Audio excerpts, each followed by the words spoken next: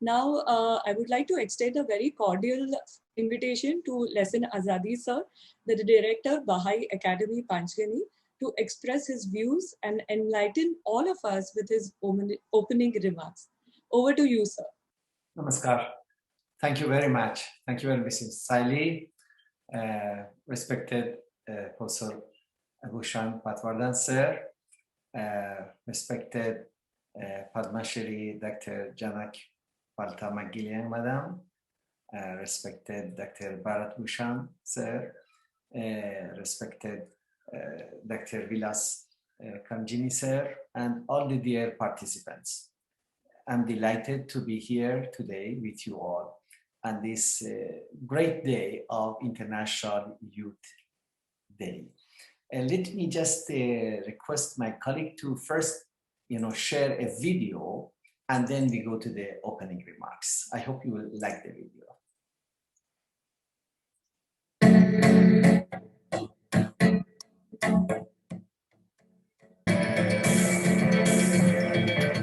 International Youth Day is celebrated annually on 12th August to bring youth issues to the attention of the international community and celebrate the potential of youth as partners in today's global society.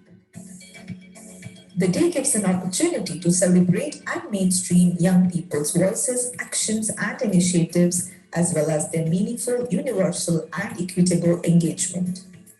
In 1965, the United Nations General Assembly began making an effort to impact the youth. They began devoting time and resources to empower the youth by recognizing up and coming leaders and offering them resources to meet the needs of the world. On December 17, 1999, the UN General Assembly endorsed the recommendation made by the World Conference of Ministers responsible for youth, and International Youth Day was formed. It was first celebrated on August 12, 2000, and ever since the day has been used to educate society, mobilize the youth in politics, and manage resources to address global problems. You being the youth, you can indulge in various activities on this day, such as educational radio shows. You can contact popular local or national radio stations to request a slot to have a discussion with distinguished individuals and youth. You can organize a virtual public meeting or debate to discuss young people's contributions to global issues. You can initiate roundtable discussions among adults and young people to promote intergenerational understanding. Further, you can also organize a youth forum to exchange ideas and discuss cultural backgrounds in order to help young people accept others and popularize a culture of nonviolence. Organizing a virtual concert to promote International Youth Day and the launch of the year is also a worth noting activity. Further, you can create an info point about youth-related issues in the center of the town, village, at high schools, or at university centers. Also, you can get going about organizing an exhibition. You can get permission to use a public space for an arts exhibit, which showcases the challenges of young people today or how young people are contributing to development. Finally, you can write to your Minister of Youth to inform him or her about the challenges young people are facing in their daily lives and to suggest solutions. So this year, the theme of International Youth Day is Transforming Food Systems, Youth Innovation for Human and Planetary Health. So this is the aim of highlighting that the success of such a global effort will not be achieved without the meaningful participation of young people. With the world's population expected to increase by 2 billion people in the next 30 years, it has been recognized by numerous stakeholders that simply producing a larger volume of healthy food more sustainably will not ensure human and planetary well-being. Other crucial challenges need to be addressed as well, such as poverty reduction, social inclusion, healthcare, biodiversity conservation, and climate change mitigation. Food systems include not only the basic elements of how we get food from farms to the table, but also the processes and infrastructure involved in feeding a population and the negative externalities that can be generated during the process, such as air and ocean pollution, as well as desertification. Population health is also key in addressing food system challenges, especially as nutrition-related chronic diseases such as obesity, diabetes, cardiovascular diseases, and some forms of cancer are major contributors to the global burden of disease. Through youth education, engagement, innovation, and entrepreneurial solutions, this year's International Youth Day aims to provide a platform for young people to continue the momentum from the E by F in the lead up to the high-level food system summit. Youth engagement is key to the transformation of food systems and as such has been incorporated into all summit work streams and structures. Today, global agriculture is facing major challenges, including feeding a growing world population, the need to address rural poverty, and the management of ecosystem goods and services in light of global environmental changes evident through climate change. So International Youth Day gives a platform to the voices of the youth. It engages youngsters and aims to take initiatives and actions that will increase opportunities for them. The youth of the world faces different challenges and barriers to prosperity depending on which part of the world they are living in. Young people living in developed and developing countries are more prone to facing mental and social challenges, whereas young people living in underdeveloped countries face extreme problems rooted in the lack of more basic needs, such as education, health, and employment. These issues and challenges are widely discussed on local, institutional, and governmental levels. Seminars, training sessions, debates, discussion forums featuring influential figures as key speakers, fundraisers, and the distribution of educational material for informing and creating awareness take place on International Youth Day. So let's look at some interesting numbers now.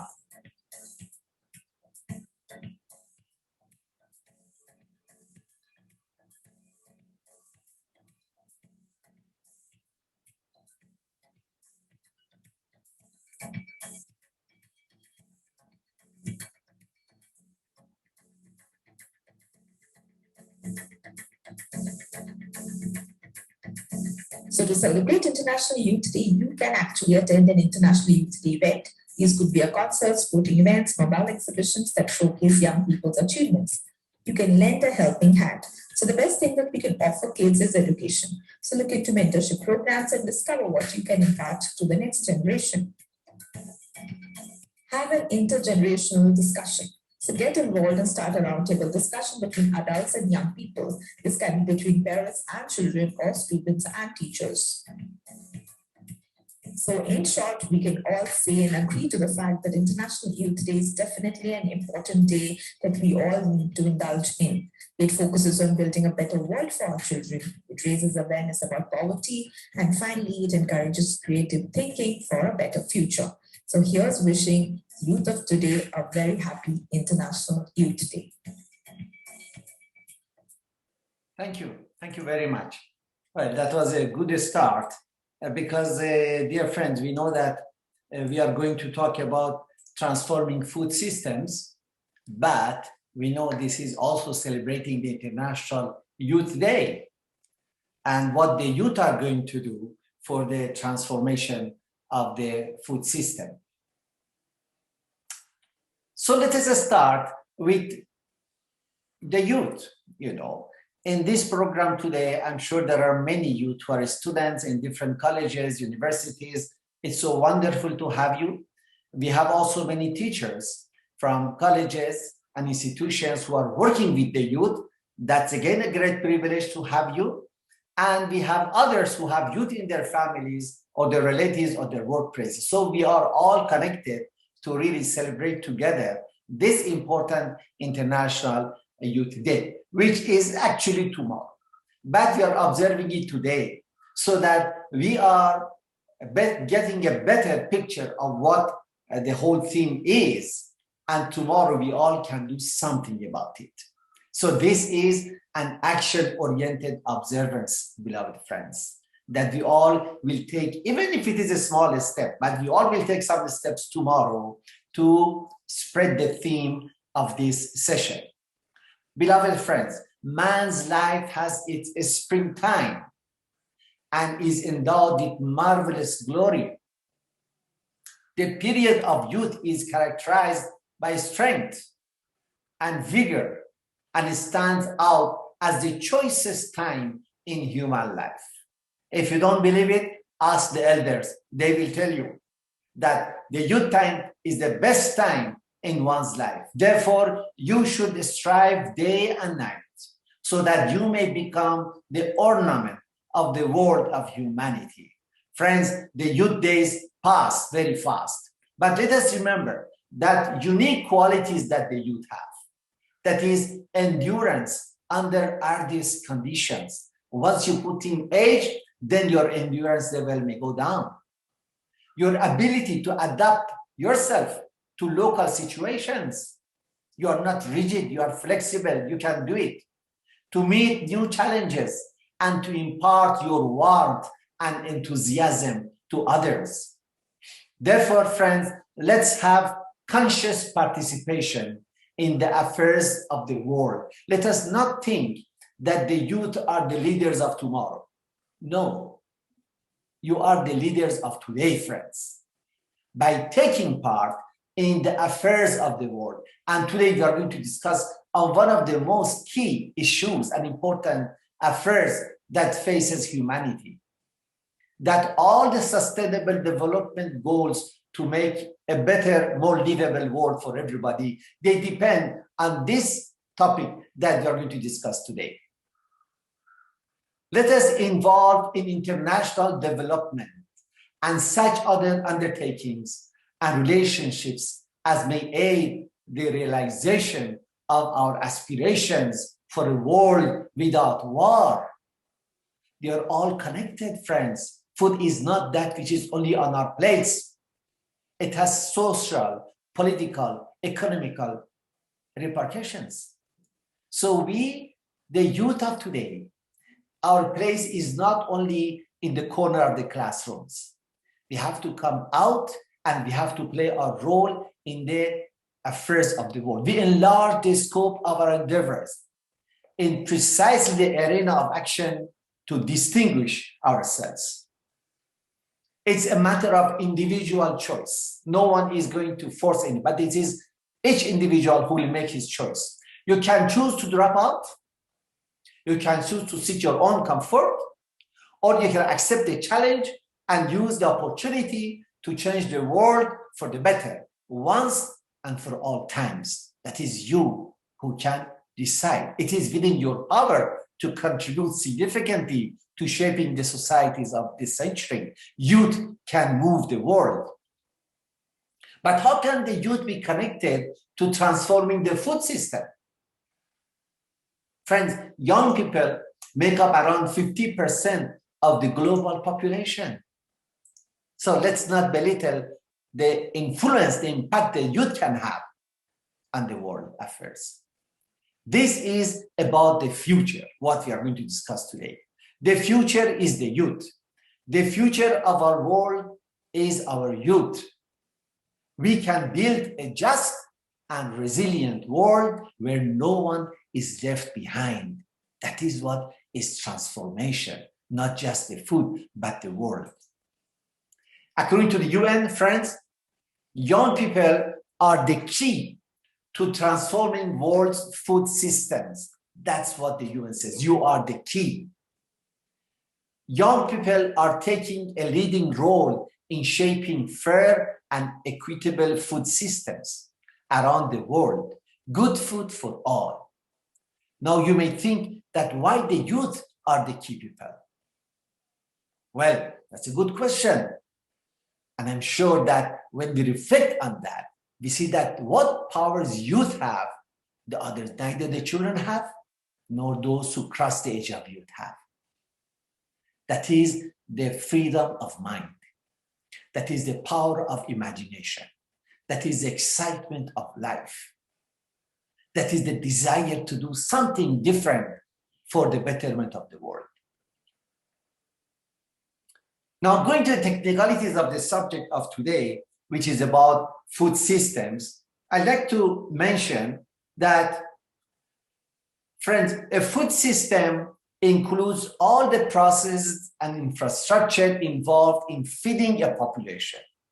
A growing, harvesting, processing, packaging, transporting, marketing, consuming, distributing, and disposing. So when we say transformation, you can contribute in all these aspects of the food system. See? It also includes inputs needed and outputs which are generated. At each of these steps, a food system operates within and is influenced by social factors, political factors, economic factors, environmental context. It requires human resources that provides labor, research, and education. So do you find yourself connected to any of these or more? That's where your role comes. And then we talk of food system, it is production, then processing, retail, consumerism, recycling, and that's how the food system works. Now, the IPCC is a United Nations body to assess the science related to climate change. According to them, the global food system, including all the various industries just we mentioned, provide employment to 1 billion people. This system is under many challenges, friends.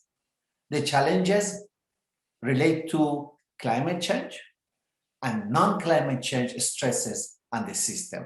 About 34% of the total greenhouse gas emissions are attributed to the global food system. So that's a challenge. Global food system, the present one, is generating so much of global, greenhouse emissions.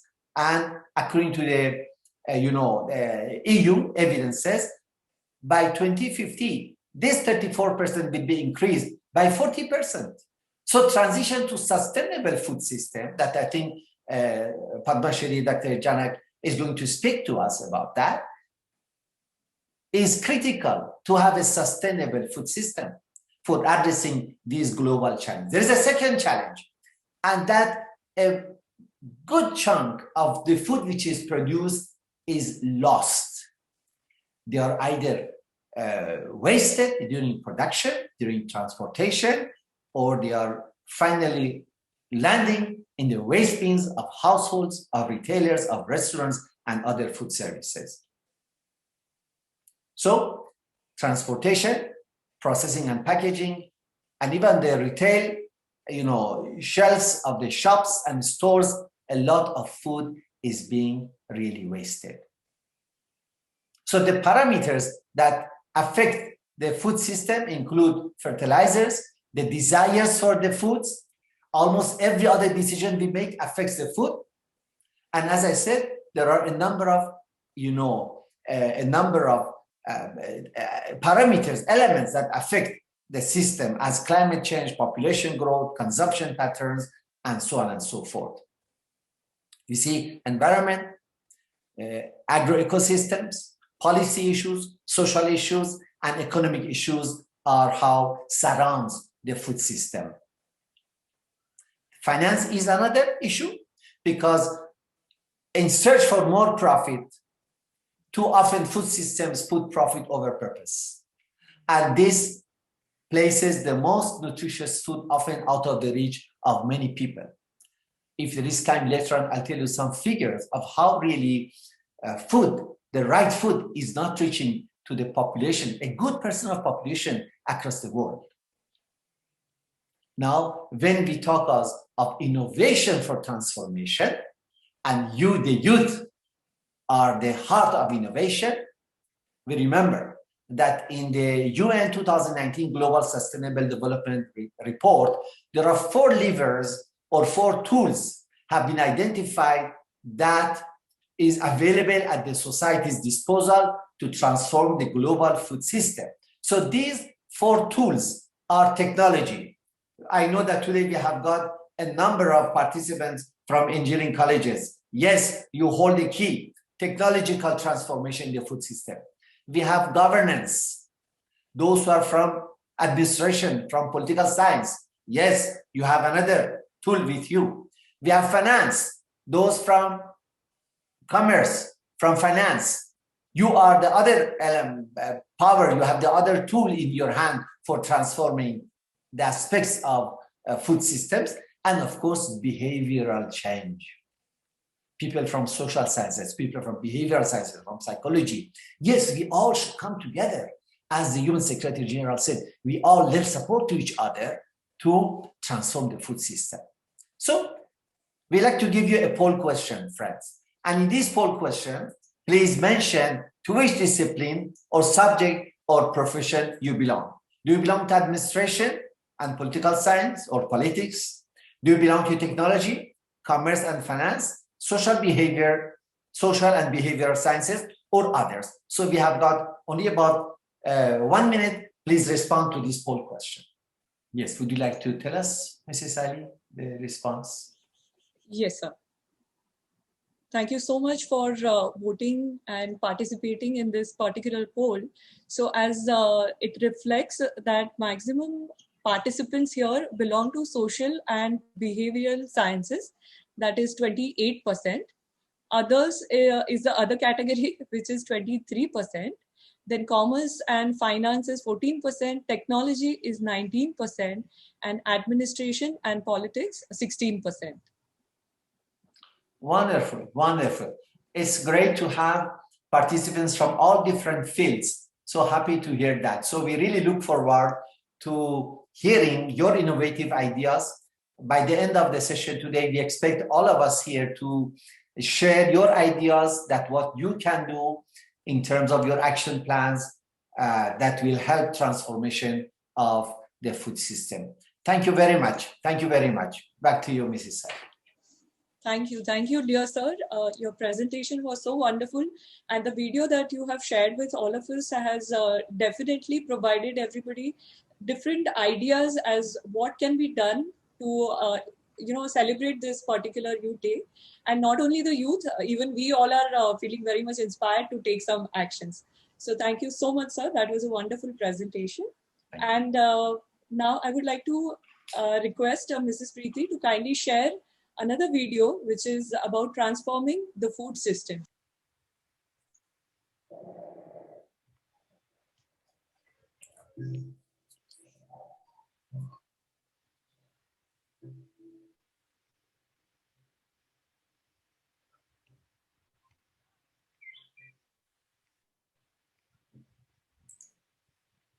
Our world is vast.